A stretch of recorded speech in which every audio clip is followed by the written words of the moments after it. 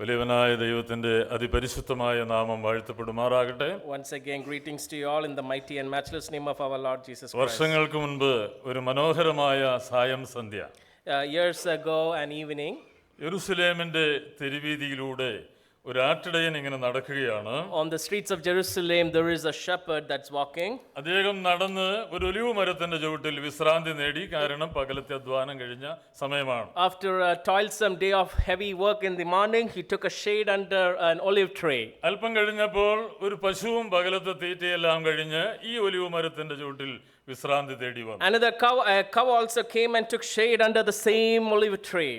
ഏതാനും സമയം കഴിഞ്ഞപ്പോൾ ഒരു പകൽക്കാലം മുഴുവൻ ആരാന്റെ വിഴുപ്പ് ചുമക്കാൻ വിധിക്കപ്പെട്ട ഒരു കഴുതയും ഈ ഒലിവ് മരത്തിന്റെ ചുവട്ടിൽ എത്തിച്ചേർന്നു.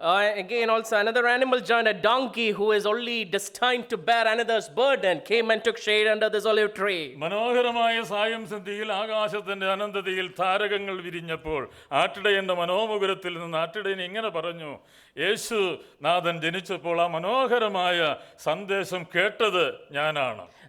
A beautiful person, after a beautiful time of rest, he said like this: the Lord Jesus who was born on this world, he took.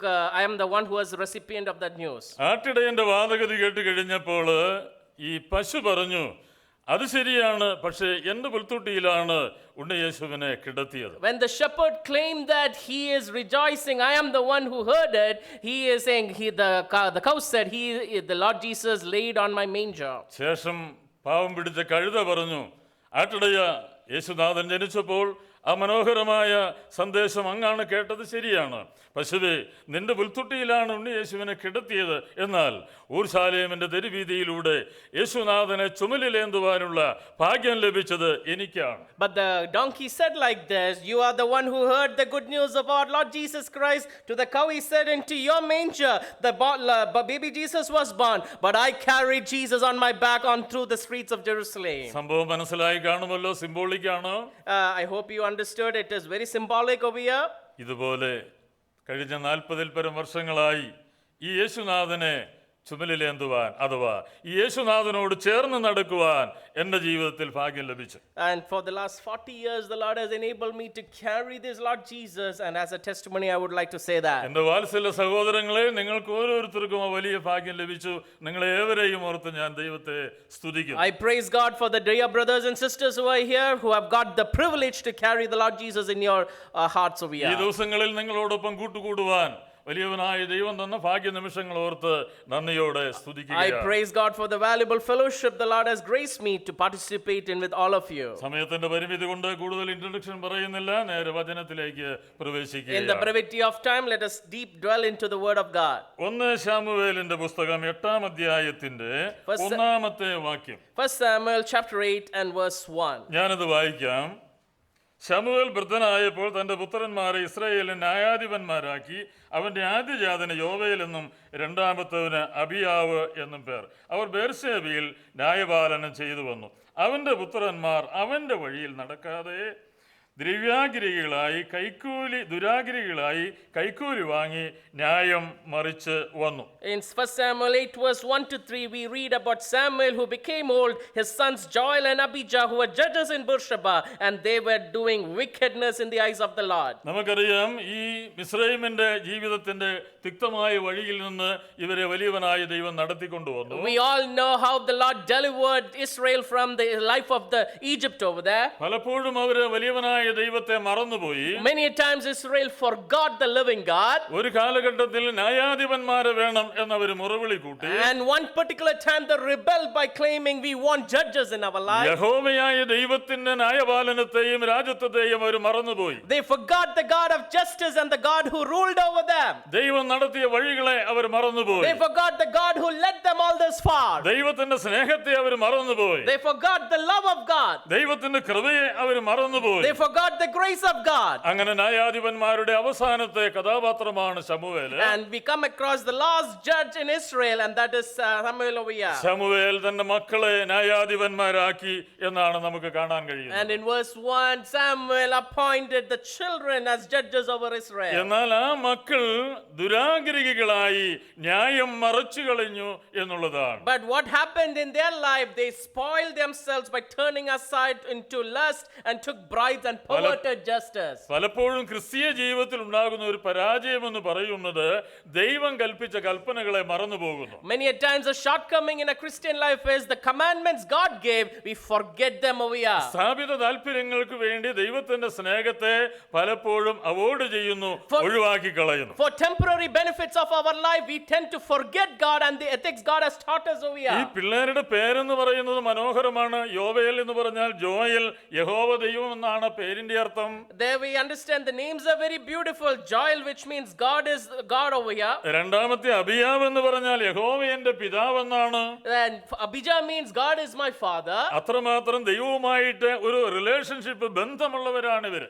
They were under an intimacy, a relationship with God by law over there. പേരുകൊണ്ടുള്ള ബന്ധം മാത്രം. But we see a difference. They are only by namesake Christians or namesake relationship. ഹൃദയം ദൈവത്തിൽ നിന്ന് അകന്നു നിൽക്കുന്നു. But their hearts are very far away from God. നമ്മുടെ ജീവിതത്തെയും നാം ഒന്ന് പരിശോധന ചെയ്യേണ്ടത് Oh, ആവശ്യമാണ്. we should try to introspect our life over here. പേരുകൊണ്ട് അല്ലെങ്കിൽ ജീവിതത്തിന്റെ ചില സിറ്റുവേഷൻ കൊണ്ട് പലപ്പോഴും നാം ദൈവത്തെ വെളിപ്പെടുത്തുന്നു. Are we only revealing God through our life on a certain occasion or a namesake over there? പക്ഷെ പലപ്പോഴും നമ്മുടെ ജീവിതം കൊണ്ട് ദൈവത്തിൽ നിന്ന് നാം അകന്നു പോകുന്നു. But in our life, we are far away from God. ഇവിടെ ഈ പിള്ളേരെ സംബന്ധിച്ച്, ഈ മക്കളെ സംബന്ധിച്ച് അങ്ങനെയാണ് സംഭവിച്ചത്. We see about these children, they are like namesake Christians over there. They are far away from God. ശമൂവേല് വളരെ മിടുക്കനായ ഒരു മനുഷ്യനായിരുന്നു. Oh, Samuel was very smart over there. എന്നാൽ മക്കളെ സംബന്ധിച്ച് അവർ നഷ്ടബോധത്തിൽ നഷ്ടപ്പെട്ടു പോവുകയാണ്. But what a pity to these children who are walking in wickedness over here. അതിന്റെ നാലാമത്തെ വാക്യം വായിക്കുമ്പോൾ, Shall we read verse 4 together? ആകയാൽ ഇസ്രായേൽ മൂപ്പന്മാർ എല്ലാവരും ഒന്നിച്ചുകൂടി രാമയിൽ ശമൂവേലിന്റെ അടുക്കൽ വന്നു.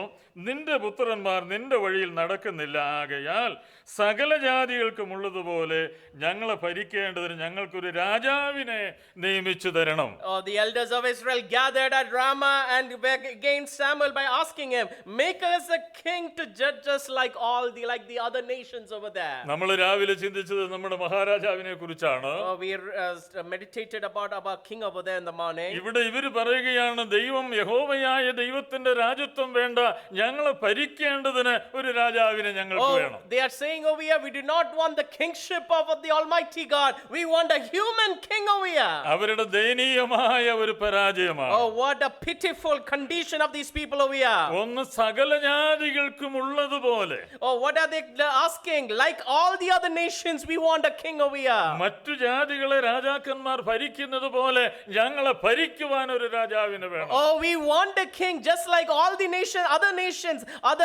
nations who don't believe God, like a king over there. We need a king. ജീവിതത്തിന്റെ തിക്തമായ വഴികളിലൂടെ യഹോവയായ രാജാവ് രാജാതിരാജൻ അവരെ നടത്തിയത് അവർ മറന്നുപോയി. Oh, they forgot how the Lord led them through the darkest of their lives and how they moved forward. സീൻ മരുഭൂമിയിൽ അവർക്ക് തിന്നാൻ കൊടുത്തത് മറന്നുപോയി. Oh, they forgot how God provided them in the wilderness. അവരുടെ കാൽ വീങ്ങിയില്ല, വസ്ത്രം ജീർണിച്ചില്ല, അവരെ നടത്തിയ വിധങ്ങൾ അവർ മറന്നുപോയി. Oh, their clothes did not tarnish, their sandals did not wear out, and they forgot that God over there. ഈ ഉന്നതനായ രാജാവിനെ അവർ മറക്കുകയാണ്. Oh, they forgot that highest God, the Almighty God in their lives. സകല ജാതികൾക്കും ഉള്ളതുപോലെ ഒരു രാജാവിനെ ഞങ്ങൾക്ക് വേണം. Oh, we want a king, a human king like all the other unbelieving nations. എന്താണ് അവരുടെ ഡിമാൻഡ്? ഈ രാജാവ് ഞങ്ങളെ ഭരിക്കണം. Oh, what are they demanding? This human king should rule over us. ഈ രാജാവ് ഞങ്ങൾക്ക് വേണ്ടി യുദ്ധം നടത്തണം. Oh, this human king should rule for us and fight for us.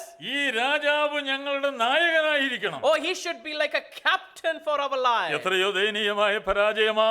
What a pitiful condition. പകൽ മേഘസ്തംഭമായി രാത്രി അഗ്നിസ്തംഭമായി മരുക്കാടുകളിലൂടെ നടത്തിയ ദൈവത്തെ അവർ മറന്നുപോയി. Oh, they forgot the God who led them like a cloud of pillar in the morning and a cloud of fire in the darkness over there. പലപ്പോഴും നമ്മുടെ ജീവിതത്തിൽ ഇങ്ങനെ സംഭവിക്കാറുണ്ടോ? Oh, many a times are we also similar to Israel over here? നമ്മുടെ ഔദ്യോഗിക മണ്ഡലത്തിൽ, നമ്മുടെ സാമൂഹിക ജീവിതത്തിൽ, കുടുംബ ജീവിതത്തിൽ, സഭാ ജീവിതത്തിലൊക്കെ ഈ യാഹ്വേയാകുന്ന ശ്രേഷ്ഠനായ ദൈവത്തെ മറന്നു പോകാറുണ്ടോ? ഓർക്കുന്നുണ്ടോ? Are we forgetting this God in our secular life, in our jobs, in our family life, or in our church life over here?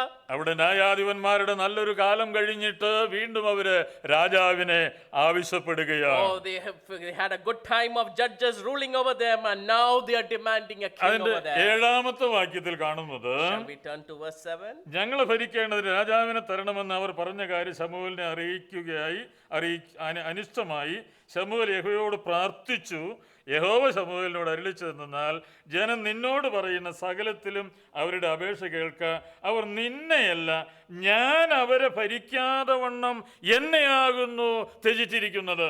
This thing displeased Samuel, and there he goes to in front of Jehovah over there, and Jehovah says, listen to these people. And there Jehovah continues by saying, they have not rejected you, they have rejected me, so that I will not rule over them. നീണ്ട നാളുകൾ നടത്തിയ ദൈവത്തെ മറന്നു. അപ്പൊ തമ്പുരാൻ പറയുകയാ, അവരെന്നെയാണ് ത്യജിച്ചിരിക്കുന്നത്. Oh, the Lord who led them, they forgot over there. They have not forgotten or asking you, rejecting you. They are rejecting me over here. അവരെന്നെയാണ് മറന്നത്. Oh, they have forgotten me over here. ഞാൻ അവരെ ഭരിക്കുന്നത് അവർക്ക് ഇഷ്ടമാകുന്നില്ല. Oh, they are not happy with my ruling or my leadership over there. ഞാൻ അവർക്ക് വേണ്ടി യുദ്ധം ചെയ്യുന്നത് അവർക്ക് വേണ്ട. Oh, they do not want me to fight their battles for them. ഞാൻ അവരുടെ നായകനായിരിക്കുന്നത് അവർക്ക് വേണ്ട. Oh, they are not happy that I am their captain over here. ഞാൻ അവർക്ക് ഫുഡ് കൊടുക്കണം, അതവർക്ക് വേണ്ട, വേറെ രാജാവ് കൊടുക്കണം. Oh, they do not want me to give food. They want other human kings to provide food. ഇങ്ങനെ നിരവധി കാര്യങ്ങളാണ് അവരുടെ മനസ്സിലുള്ളതെന്ന്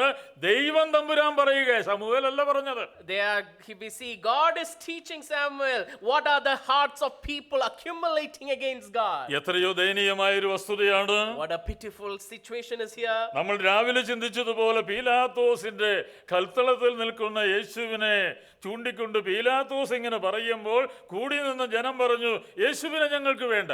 In the praetorium where the Pilatus is again looking at Jesus and asking, do you want him? The people are rejecting Jesus over there. ബറബ്ബാസിനെ വിട്ടുതരിക, യേശുവിനെ ക്രൂശിക്കുക. Oh, leave us Barabbas, the robber, the criminal over there, and crucify the Lord over there. ലോകരക്ഷകനായ യേശുനാഥനെ അവർ ത്യജിച്ചു എന്നുള്ളതാണ്. Oh, they rejected the creator, the ruler of God, the ruler of man over here. നമ്മുടെ ജീവിതത്തിന്റെ അവസ്ഥകൾ ഏതെങ്കിലുമൊക്കെ നിലയിൽ കൂടെ ഈ നല്ല നാഥനെ ത്യജിച്ച സമയങ്ങളുണ്ടോ എന്ന് നാം ഒന്ന് ചിന്തിക്കേണ്ടതാണ്. Let us start thinking, have we forgotten or have we rejected this God in our life? ദൈവനാമം വാഴ്ത്തപ്പെടട്ടെ. May the Lord's name be glorified. സംഖ്യാപുസ്തകം 14:4 ആരെങ്കിലും ഒന്ന് വായിച്ചാട്ടെ. Shall we read Numbers എളുപ്പത്തിന് chapter? വേണ്ടിയാണ്. ആരെങ്കിലും ദയവായി കോഡ്ലെസ് മൈക്കിൽ ഒന്നെടുത്ത് വായിക്കുക.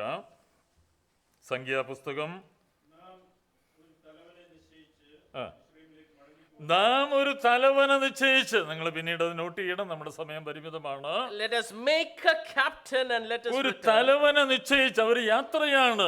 മിസ്രയീമിലെ ഇരുമ്പ് ചൂളയിൽ നിന്ന്, ഇഷ്ടിക ചൂളയിൽ നിന്ന് അവരെ നടത്തിക്കൊണ്ട് പോകുവാൻ മോസസിനെ ദൈവം തെരഞ്ഞെടുത്തു. We understand how God decided to choose Moses for their leadership, but they are saying over there, from the bondage of slavery in Egypt, let us make a captain. ആ നിലയിലുള്ള മനോഹരമായ ഒരു യാത്രയാണ്. Oh, they are moving forward in their journey over there. എന്നാൽ അവർ പറയുന്നത്, ഒരു തലവനെ ഞങ്ങൾക്ക് നിശ്ചയിച്ചിട്ട് നമുക്ക് മടങ്ങി പോകാം മിസ്രയീമിലേക്ക്. Oh, let us make a captain and let us go back to Egypt now. In their grumbling, they're saying. എത്രയോ ദയനീയമായ ഒരു അവസ്ഥയാണ്. Again, what a pitiful situation. പരമകാരുണികനായ ദൈവമാണ് മോശയെ തെരഞ്ഞെടുത്തത്. എന്റെ ജനത്തെ വിട്ടയക്കുവാൻ നീ പോക മിസ്രയീമിലേക്ക്. Although the Lord mighty, the Lord Almighty has decided to choose Moses to deliver them from Egypt over there, but now they are deciding to go back over എന്നാൽ here. അവർ പറയുക, ഒരു തലവനെ നിശ്ചയിച്ച് നമുക്കൊന്ന് മടങ്ങി പോകാം. Oh, let us make a captain and go back, they are deciding. പുറപ്പാട് പുസ്തകം 32:1 ആരെങ്കിലും ഒന്ന് വായിച്ചാട്ടെ. Shall we read Exodus 32 verse 1? 32:1. എന്നാൽ മോശ പർവ്വതത്തിൽ നിന്ന് ഇറങ്ങി വരുവാൻ താമസിക്കുന്നു എന്ന് ജനം കണ്ടപ്പോൾ ജനം അഹരോന്റെ അടുക്കൽ വന്നുകൂടി അവനോട്, നീ എഴുന്നേറ്റ് ഞങ്ങളുടെ മുമ്പിൽ നടക്കേണ്ടതിന് ഒരു ദൈവത്തെ ഉണ്ടാക്കി തരിക. ഞങ്ങളുടെ മുന്നിൽ നടക്കേണ്ടതിന് ഒരു ദൈവത്തെ ഉണ്ടാക്കി തരിക. Oh, there we read, to walk in front of us, please make us a God over there. Praise the Lord. praise the Lord. എത്രയോ ദയനീയമായ ഒരു അവസ്ഥയാ. What a pitiful situation ഒരു is this. തലവനെ ഉണ്ടാക്കി, ഒരു നായകനെ ഉണ്ടാക്കി മിസ്രൈമിലേക്ക് മടങ്ങി പോകാമെന്ന് പറയുകയാണ്. Let us make a captain and let us go back to Egypt. There is one situation. പിന്നെ ഈ ജനം പെരുപെരുത്തുകൊണ്ട് പറയുകയാണ്, ഞങ്ങൾക്കായി ഒരു ദൈവത്തെ ഉണ്ടാക്കി തരിക. Then again they are grumbling, let us please make us a god so that he can go forward in front of us. തിന്നതും കുടിച്ചതും നടന്നതും നടത്തിയതും എല്ലാം അവർ മറന്നുപോയി.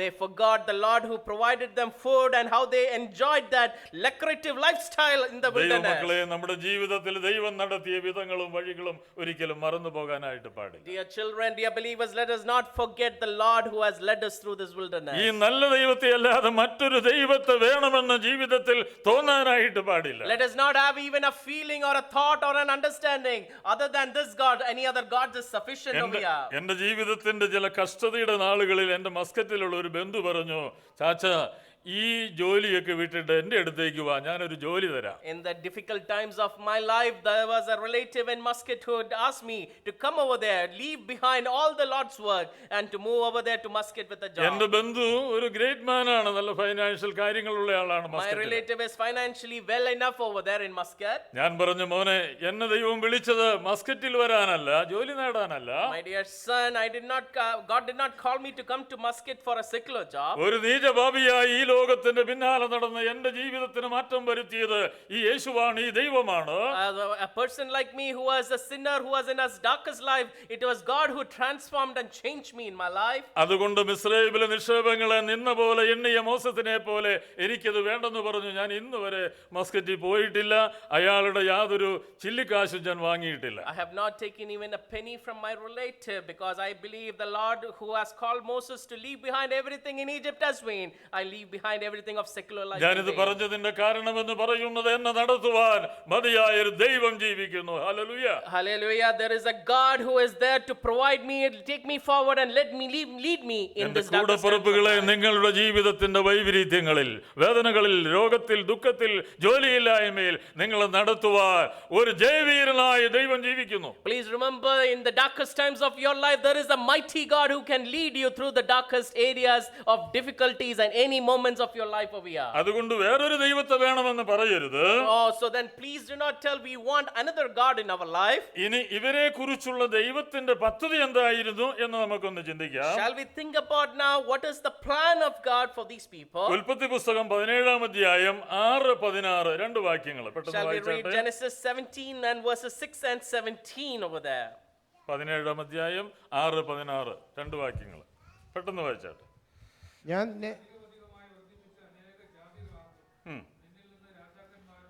നിന്നിൽ നിന്ന് രാജാക്കന്മാർ ഉത്ഭവിക്കും. There we see the first answer, how God is asking them to move forward so that kings will come out of you. അടുത്തത് 16-ാമത്തെ വാക്യം. Shall we read verse 16? ഞാൻ അവളെ അനുഗ്രഹിച്ച് അവളിൽ നിന്ന് നിനക്കൊരു മകനെ തരും. ഞാൻ അവളെ അനുഗ്രഹിക്കുകയും അവൾ ജാതികൾക്ക് മാതാവായി തീരുകയും ജാതികളുടെ രാജാക്കന്മാർ അവളിൽ നിന്ന് ഉത്ഭവിക്കുകയും ചെയ്യുമെന്ന് അരുളിച്ചെയ്തു. ഓ, രാജാക്കന്മാർ ഉത്ഭവിക്കും. അപ്പോൾ ഇവിടെ അബ്രഹാമിനോടും സാറയോടും ഭാര്യയോടും ഭർത്താവിനോടും രണ്ടുപേരോടും പറയുകയാ, അതാണ് ദൈവത്തിന്റെ പദ്ധതി. There is God telling them or telling both Abraham and Sarah a plan over there. What is God preparing them for? നീ അനുസരിച്ച് മാന്യമായി നടന്നാൽ നിന്നിൽ നിന്ന് രാജാക്കന്മാർ ഉത്ഭവിക്കും. God is reminding Abraham and Sarah, if you honor me and walk forward, there will be kings coming out of your genealogy. ഞാനൊന്ന് പറയട്ടെ, ദൈവത്തിന്റെ സമയം വരുമ്പോൾ ദൈവം നമ്മുടെ ജീവിതത്തിൽ വേണ്ടത് ഉടയ തമ്പുരാൻ നമുക്ക് നൽകും. When it is the time of God, when we move forward in God's plan, there will be God providing us over here. ഇത് ദൈവത്തിന്റെ പദ്ധതിയാണ്. അനാദി നിത്യതയിൽ എബ്രഹാമിലൂടെ കണ്ട ദൈവിക പദ്ധതിയാണ്. In the eternal plan of God, God made this plan for certainty for Abraham over here. ഈ നന്മ എന്ന് പറയുന്നത് ഭാര്യയ്ക്കും ഭർത്താവിനും കൂടിയുള്ളതാണ് കേട്ടോ. The blessing which we understand over here is for Abraham and Sarah, husband and wife together over here. സഹോദരിമാരെ അല്ലെങ്കിൽ നമ്മളുടെ ആ സ്ത്രീജനത്തെ ബലഹീന പാത്രം എന്നൊക്കെ പറഞ്ഞ് മിണ്ടാതെ മാറ്റി നിർത്തുന്നത് ശരിയല്ല. It is not good to reject or abandon ladies by saying they are weaker vessels over here. പൗലോസിന്റെ ഫിലോസഫിയെ കുറിച്ച് എനിക്ക് വിശദീകരിക്കാൻ സമയമില്ല, അതുകൊണ്ട് ഞാൻ ആ ഭാഗം പറയുന്നില്ല. I'm not going to elaborate on the philosophy of Paul over there because of the brevity of time. ദൈവസന്നിധിയിൽ അനുഗ്രഹങ്ങൾക്ക് രണ്ടുപേരും തുല്യരാണ്. In the presence of God, both husband and wife are equally deserving of the blessings of God. അതുകൊണ്ടാണ് അബ്രഹാമിനോടും സാറയോടും പറഞ്ഞത്, നിന്നിൽ നിന്ന് രാജാക്കന്മാർ പുത്രന്മാർ ഉത്ഭവിക്കും. That is why we read over here, from your life, from Abraham and Sarah's generation, there will be kings over here. Genesis 35:11 ഒന്ന് Shall we read വായിച്ചാട്ടെ. Genesis 35 and verse 11? പെട്ടെന്ന് വായിച്ചാട്ടെ.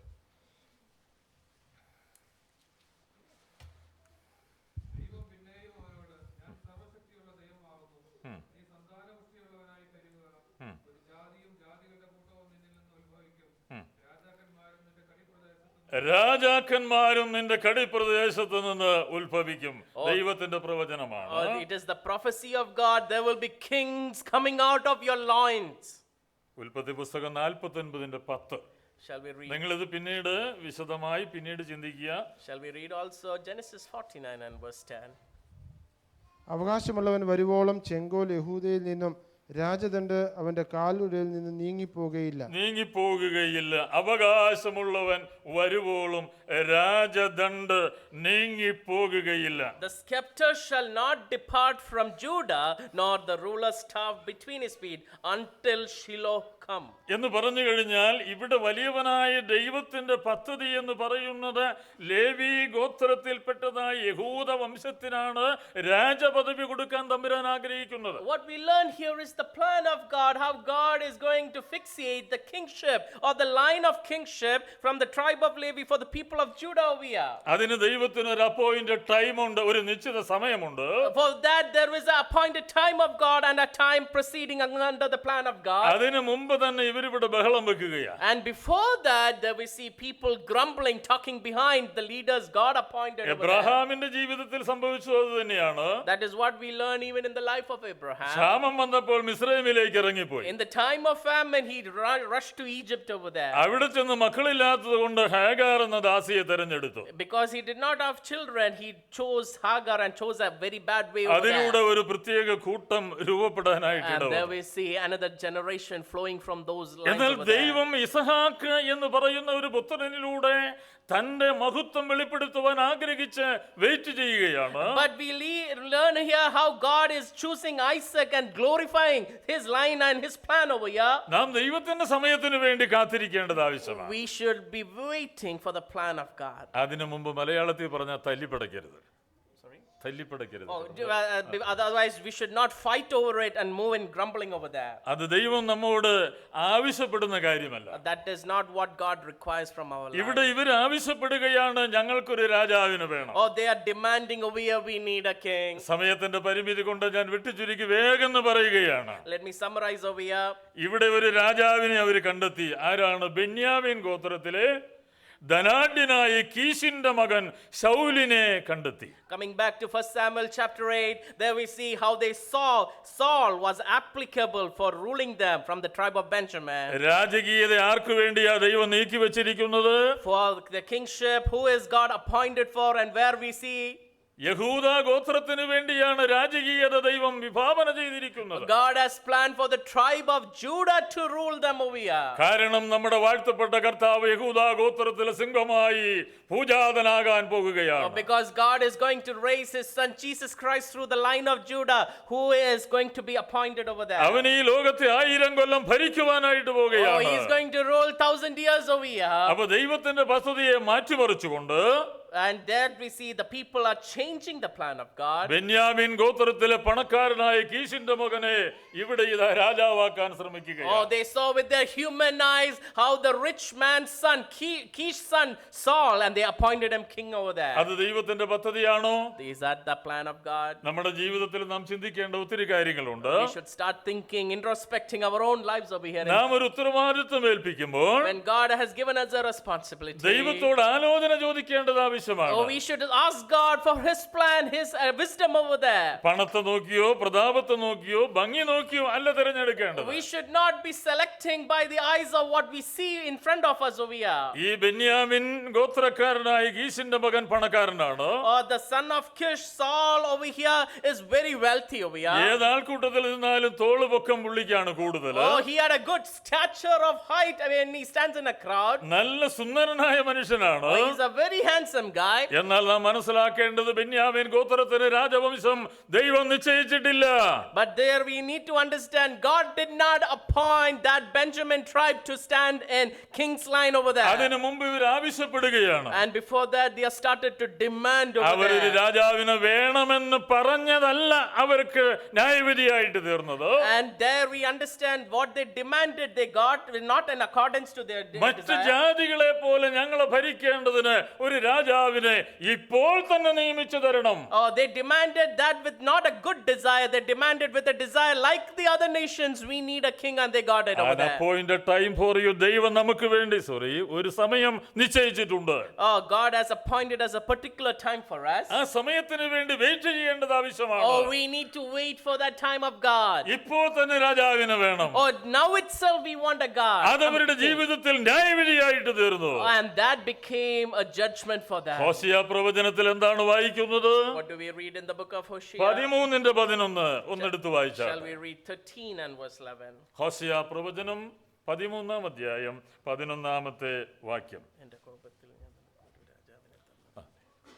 കോപത്തിൽ ഞാനൊരു രാജാവിനെ തന്നു, ക്രോധത്തിൽ ഞാൻ അവനെ മാറ്റിക്കളഞ്ഞു, നീക്കിക്കളഞ്ഞു. I have given you a king in mine anger, and I have taken away him in my wrath. എത്രയോ ദയനീയമായ ഒരു അവസ്ഥയാണ്. Oh, what a pitiful state is what we ദൈവത്തിന് read. താല്പര്യമുണ്ടായതുകൊണ്ടല്ല യഹൂദ ഗോത്രത്തിന് അർഹതപ്പെട്ടത് ബെന്യാമീൻ ഗോത്രത്തിന് കൊടുത്തത് ദൈവത്തിന്റെ പദ്ധതിയായിരുന്നില്ല. It was not the plan of God or the desire of God what deserved in the line of Judah to give it to the hands into the Benjamin, and that was against the will of God over there.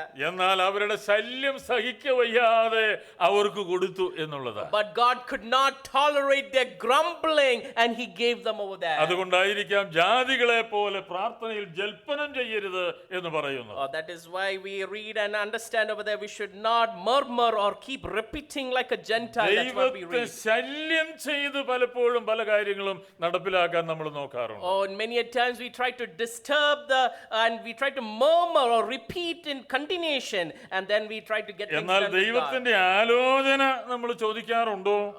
But do we ask God for his plan? 9-ാം അധ്യായത്തിന്റെ 27-ാമത്തെ വാക്യം ഞാൻ എൻ്റെ first ഡേയില് ഇവിടെ നിങ്ങളോട് ഒരു കീവേഡായിട്ട് പറഞ്ഞത് നിങ്ങൾ ഓർക്കുന്നുണ്ടാവും. 1 Samuel 9 verse 27. I started with this in my first sermon. ഞാൻ നിന്നോട് ദൈവത്തിന്റെ അരുളപ്പാട് അറിയിക്കേണ്ടതിന് നീ അല്പം നിൽക്ക.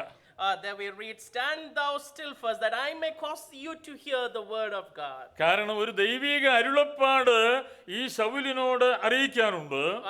God wanted to provide him a plan of God, a vision over here. നിന്നെ രാജാവാക്കാൻ ഈ ജനത്തിന്റെ ശല്യം കൊണ്ട് ദൈവം എന്നോട് പറഞ്ഞിട്ടുണ്ട്. Samuel is saying, God has appointed me to tell you that you are going to be king. You are appointed to be king for these people. എന്നാൽ എനിക്കൊരു അരുളപ്പാട് നിന്നോട് അറിയിക്കാനുണ്ട്. നീ അതുകൊണ്ട് ഈ ഭൃത്യന്മാരെ പറഞ്ഞു വിട്ടിട്ട് ഒന്ന് എന്റെ സന്നിധിയിൽ നിൽക്കുക. I have something to tell you. Send these men away, and I'm going to tell you now when you come to meet me. എന്റെ അനുഗ്രഹിക്കപ്പെട്ട സഹോദരങ്ങളെ സ്നേഹത്തോടെ പറയട്ടെ, My dear brothers, let me tell you these things. നമ്മുടെ ഈ ലോകത്തിലെ എല്ലാ മഹത്വങ്ങളും നമ്മെ ഫോളോ ചെയ്യുന്ന ഏതെല്ലാം പ്രത്യയശാസ്ത്രങ്ങളുണ്ടോ ഇതെല്ലാം മാറ്റിവെച്ചിട്ട് ഒരു ശാന്ത സമയം ദൈവത്തിന്റെ സന്നിധിയിൽ ദൈവത്തിന്റെ അരുളപ്പാടിനു വേണ്ടി ഒന്ന് കാതോർക്കുക. For the message of God, we need to come to God in peace and serenity, leaving behind all the busyness of our secular life or the things in this world. അതാണ് ഇവിടെ ഈ ശൗലിനോട് പറഞ്ഞത്. That is what we read about Samuel talking to Saul. Leave behind every secular thing. Come here. I'm going to talk to you what God has said. ശൗലും മിടുക്ക് കുറഞ്ഞ ഒരാളൊന്നുമല്ല. Samuel is not a person who is Saul is not a person who is less smart over there. എന്നാൽ വളരെ powerful ആയ മനുഷ്യനാണ്. But he is a very powerful man. പക്ഷേ ദൈവികമായ അരുളപ്പാടുകളിൽ നിന്ന് അവൻ അകന്നു പോകുകയാണ്. But we understand how he is moving away from the message or the words of God. വായിക്കാൻ സമയമില്ലാത്തതുകൊണ്ട് എടുത്തു വായിപ്പിക്കുന്നില്ല.